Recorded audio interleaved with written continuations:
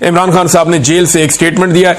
उनका एक officially statement आ गया है पाकिस्तान तहरीक इंसाफ के 5 अगस्त के एहतजाज के बाद।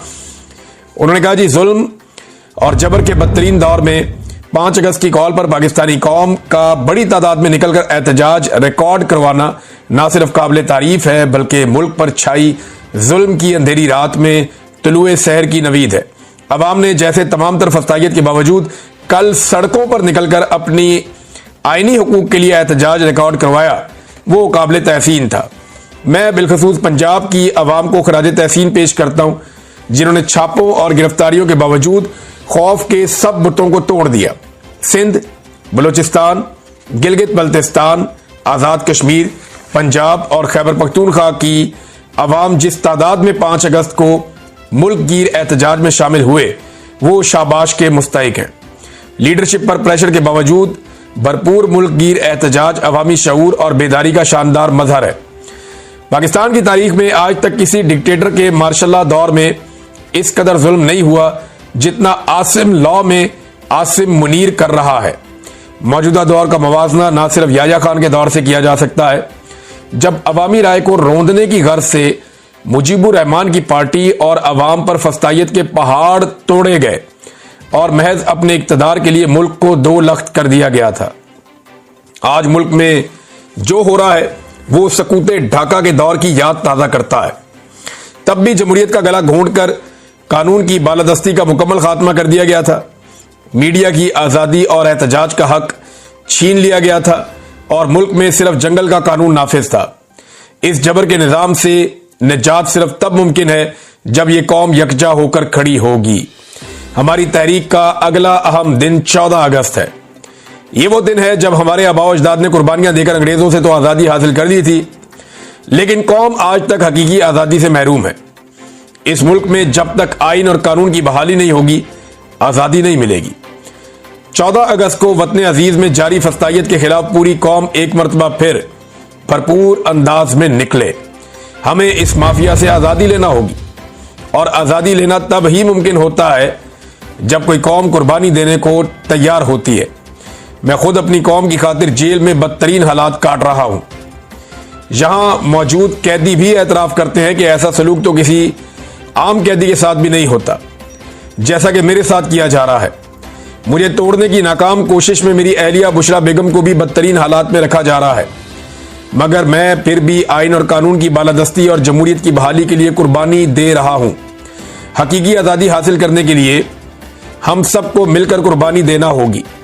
मैं इस डाकू डफर अलायंस के आगे कभी नहीं झुकूंगा और आसिम ला को कभी भी तस्लीम नहीं करूंगा। मुझे सारी जिंदगी भी जेल में रहना पड़े, मैं उसके लिए तैयार हूं। अच्छा, एक बात याद रखें, इमरान खान साहब फौज के बारे में कोई बात नहीं करते। वो फौज को बुरा नहीं कह रहे, बल्कि वो कई दफा कहते हैं कि मुल्क भी मेरा, फौज भी मेरी। वो आसिम मुनीर के खिलाफ बात करते हैं और वो फौज को और आसिम मुनीर को अलग अलग रख के देखते हैं। जो मैंने समझा इमरान खान साहब के पिछले चंद ट्वीट्स में, मुझे यह समझ आया कि इमरान खान साहब अब आसिम मुनीर को और फौज को 2 अलग अलग एंटिटीज देखते हैं। उन्हें लगता है कि वो फौज को, बल्कि वो कहते भी हैं कि फौज के इदारे को तबाह कर रहे हैं आसिम मुनीर साहब और नुकसान पहुंचा रहे हैं। यही बात जो है वो उसने भी की थी गंडापुर साहब ने, लेकिन बाद में उन्होंने बात को ट्विस्ट दे दिया। याद रखें कि बहादुर कौमों को दुनिया में कोई ताकत शिकस्त नहीं दे सकती। तमाम पाकिस्तानी जेल जाने का खौफ अपने दिल से निकाल दें। मेरा तहरीक इंसाफ के जिम्मेदारान को भी खसूसी पैगाम है कि अपने दिलों से जेल का डर निकाल कर लोगों की क़यादत करें और जमहूर की आवाज़ पर लब्बैक कहते हुए क़यादत फराहम करें। खैबर पख्तूनख्वा में ऑपरेशन सिर्फ और सिर्फ तहरीक इंसाफ को कमजोर करने के लिए हो रहा है। ऐसा ही ऑपरेशन ANP के दौर में भी किया गया था और मुशर्रफ दौर की नाकाम पॉलिसियों को अपनाकर ANP खैबर पख्तूनख्वा में खत्म होकर रह गई। मेरा हमेशा यह मौक़िफ़ रहा है कि फौजी ऑपरेशन किसी मसले का हल नहीं होता, बल्कि इससे दहशतगर्दी, नफरत और तबाही मजीद फैलती है। कबायली इलाकों में कोई नया ऑपरेशन हरगिज नहीं होना चाहिए। वहां के मसाइल का हल मकामी और अवाम के मुंतखब नुमाइंदों की बातचीत से ही मुमकिन होगा।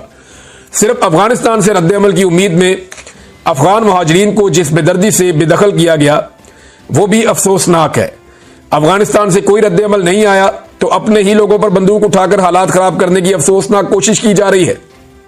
एक मरतबा फिर वाजे कर रहा हूं कि जिन मेंबरान असेंबली को ना हक ना अहल किया गया है, उनकी नशिस्तों पर कोई इंतखाब नहीं लड़ेगा। इन लोगों ने तमाम मुश्किलात के बावजूद तहरीक इंसाफ पर यकीन किया और पार्टी का साथ नहीं छोड़ा, लिहाजा ये सीटें उन्हीं का हक है।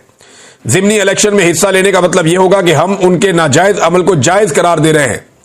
ज़िमनी इलेक्शन में हिस्सा लेना हमारे लोगों की कमर में छुरा घोंपने के मुतरादिफ होगा। अच्छा, ये बात तो किसी ने सोची नहीं थी, इमरान खान साहब ने कही है कि भाई जिन लोगों ने वफादारी की, जैसा कि सरताज गुल वजीर है, जैसा कि साहबजादा हामिद रजा है, या बाकी लोग हैं जो पाकिस्तान तहरीक इंसाफ के शिबली फराद, उमर अयूब साहब बहुत बड़ा नाम है और बहुत बड़ा सियासी नाम है, साथ में इमरान खान साहब का उन्होंने बहुत मुश्किल में साथ दिया।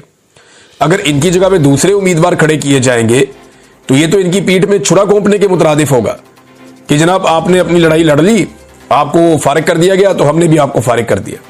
ये बड़ी गहरी बात इमरान खान साहब ने की है। आइन और कानून की बहाली के लिए कामयाब ऑल पार्टीज कॉन्फ्रेंस के इनेकाद, कौमी डायलॉग के आगाज और अहम कौमी मसाइल के हल पर मुतफ़िक़ा तजावीज़ पेश करने पर तमाम शुरका और ऑर्गेनाइजर खसूसन तहरीक तहफ़्फ़ुज़ आइन के ओहदेदारान मुबारकबाद के मुस्तहिक हैं। ये इमरान खान साहब ने जेल में बातचीत की और इस बातचीत को ऑफिशियली पाकिस्तान तहरीक इंसाफ ने ट्वीट कर दिया। अब आ जाए नाज़रीन उन खबरों की तरफ जो फैलाई जा रही हैं और जो फैल रही हैं। जाहिद गिशकोरी साहब की खबर देख लें, फिर यह खबर मोहम्मद मालिक साहब ने दी, फिर कुछ और लोगों ने भी दी। मोहम्मद मालिक साहब फरमाते हैं कि 2 लिस्टें बन रही हैं और ये लिस्टें जैसे उन्होंने बात की तो उनसे अंदाजा होता है कि वो एस्टेब्लिशमेंट की बात कर रहे हैं। जून और जुलाई में 2 बड़ी अहम मीटिंग्स हुई और ये बड़ी अहम शख्सियत ने मीटिंग की। अहम शख्सियत पाकिस्तान में आर्मी चीफ होता है और कोई अहम नहीं होता। तो बहरहाल ये तो अब वो बता सकते हैं, लेकिन पाकिस्तानी मीडिया पे आप नाम नहीं ले सकते ना। तो उन्होंने कहा जी, उन्हें बताया गया कि 2000 अरब से जायद पिछले 2-3 सालों में करप्शन हो गई है। ये 2-3 सालों में जब से आर्मी चीफ हैं आसिम मुनीर साहब और जब से रिजीम चेंज ऑपरेशन किया था जनरल बाजवा ने, तब से लेकर अब तक 2000 अरब से ज्यादा की करप्शन होगी। उनको यह बताया गया फंड में करप्शन और इदारों के लोग शामिल हैं, जो फंड तरक्याती दिए जाते हैं उसमें भी करप्शन हो रही है, इदारों के लोग भी बीच में शामिल हैं और इदारा इन्वॉल्व हो गया। इदारा इन्वॉल्व होने का मतलब ये होता है कि फौज इन्वॉल्व हो गई। इदारा एक ही, जब इदारा कभी कोई सहाफी बोले ना कि इदारा ये सोचता है या इदारा ये कहता है, तो इदारे का मतलब होता है फौज। तो कह रहे इदारा इन्वॉल्व हो गया और अब एक लिस्ट बन रही है जिसमें पहले 500 केसेस पकड़े जाएंगे। इनमें कुछ सियासतदान शामिल किए हैं, ब्यूरोक्रेट शामिल किए हैं, लटरम पटरम इधर उधर से, और जनाब रिकवरी की जाएगी। और ये टारगेट रखा गया कि 500 अरब भी पहले रिकवर हो जाए शुरू में, तो ये एक अच्छा स्टार्ट हो जाएगा। ये तो अब एक खबर दी ना। दूसरी, जाहिद गिशकोरी साहब ने खबर दी। उनकी खबर के मुताबिक पाकिस्तानी हुकूमत को 58,000 पाकिस्तानियों के बारे में डाटा मिल गया जिनके बैरून मुल्क असासे, अकाउंट्स हैं और जायदादें हैं। इन असासों की कुल मालियत 8 अरब डॉलर है और ये 58 ममालिक में फैले हुए हैं। हाजिर और रिटायर सरकारी अफसर भी इस फहरिस्त के अंदर शामिल हैं जिनकी तादाद 750 है। फहरिस्त में शामिल दीगर अफराद में 56 सियासतदान, 300 बड़े और छोटे ताजिर और 37,000 पाकिस्तानी शामिल हैं।